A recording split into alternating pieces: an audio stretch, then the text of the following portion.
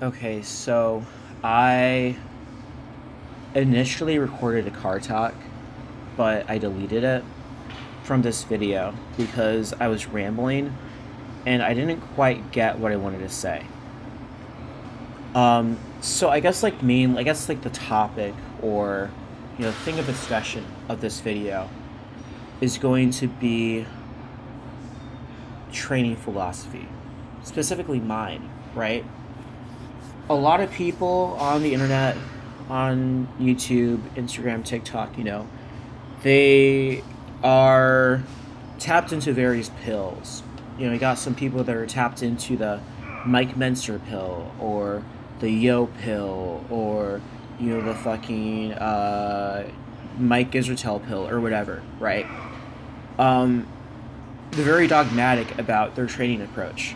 Either they follow certain cults of personalities and whatever they say, or it's something like only do the most stable exercises ever, or only do free weight movements, or only do compounds, or only do isolation movements. And I think that if your goal is hypertrophy, and I really hate using that word because I feel like people use that word but they don't actually know what it means. It means that your goal is to get bigger and to get massive and to get jacked and swole and all the other adjectives, right? You want to be a fucking house, right? If that's your goal, being so dogmatic to the point where we're not going to touch a barbell, we're not going to touch a machine, we're not going to do this, we're not going to do that, we're not going to do that, for no other reason other than it does not fit my worldview on what I think training is supposed to be. I think that's dumb, right? Um, I think that's dumb. I think instead the thing that we should be focusing on, as physique athletes, as bodybuilders, as whatever you want to call yourself, right, is finding movements and finding exercises that work best for our own body, right? What can you connect with? What exercise can you do for your lats that makes you feel your lats?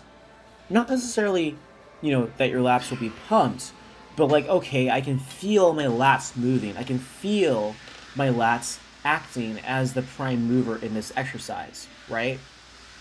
Um, I think that's a very important thing to consider, and I think that's something that a lot of people take for granted.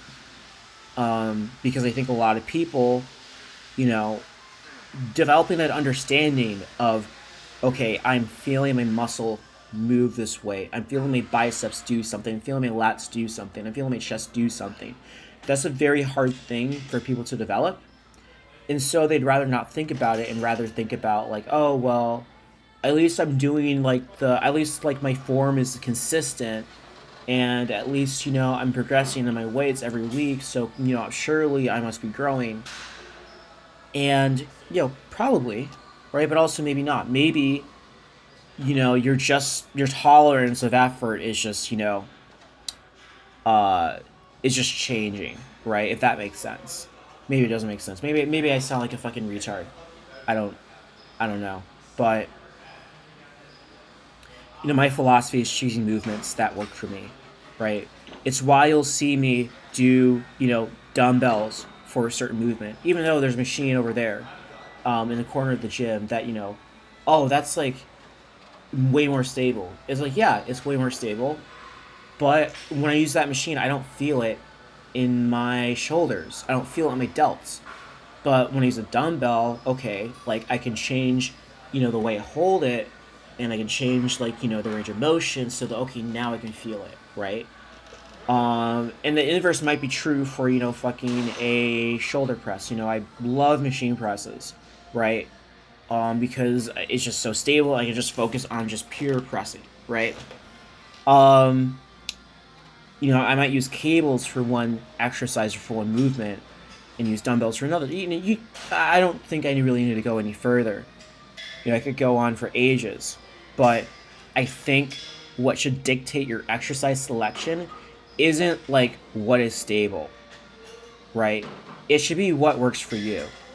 It should be what you feel the most. It should be what's the most comfortable, not necessarily as far as, oh, like what's the easiest, but what doesn't pain you, right? There's no point to doing barbell squats if every time you do them, you're in pain. You know, you should do some other movement, right? But at the same time, if barbell squats don't pain you, if they're not an uncomfortable movement for you to get into, there's no reason not to do them. Other than, oh, well, it's not super fancy, like, you know, a pendulum squat or something.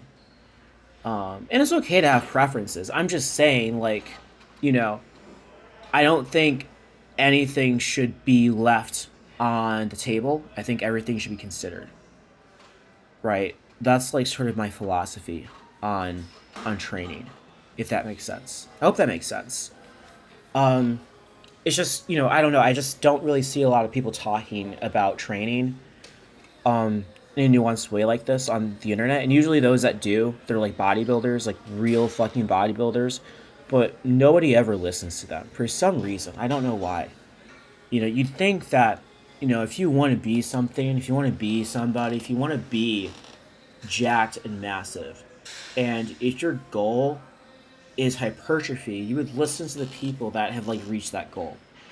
But it seems like in bodybuilding, you know, we only care to listen to those that have not reached that goal.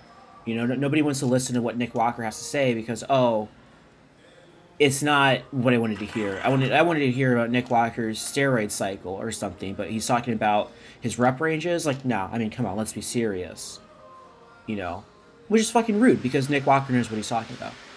You know, his resume is his body, right? And you can say, oh, but doesn't mean just because you're big and shit doesn't mean you know how to train. It's like, yeah, it kind of does mean that you know how to train. You know, like this is a hill that I will die on. You can't blast gear and expect to look like Nick Walker and expect to have like a really well put together physique. You actually have to know how to train. You know, I'm not saying that you have to be like so knowledgeable to the point where you can instruct others, but you at least like have some sort of intuitive understanding of like, okay, I exist in three-dimensional space, and if I move my hand like this and I twist my elbow like that, I'm gonna be able to hit my biceps harder or something like that, right? But that's nuance, and nobody likes nuance. Everybody wants like, okay, tell me exactly how many reps and how many sets I need to do. And it's like I don't think anybody can really tell you that. I think you kind of need to figure that out for yourself. Um, so I don't know. I have a minute left on this video. Every time I record stuff like this, I usually like keep on rambling past like the end time. And my like you know my audio recording just like clips at the end, and like you don't really get to hear my thoughts. So I don't know. This is just like you know clips of me posing. Well, a clip of me posing to on whatever day I filmed this. Probably like I want to say 3 days ago. Yeah, my posing sucks. I know. I'm just I don't know what the fuck I'm doing. I'm just posing for posing's sakes, I guess. You know, put it on YouTube or Instagram and get attention and people follow me for it. But yeah, I don't know. I mean, if you want to see more of this content, like, you know, follow, subscribe, do all that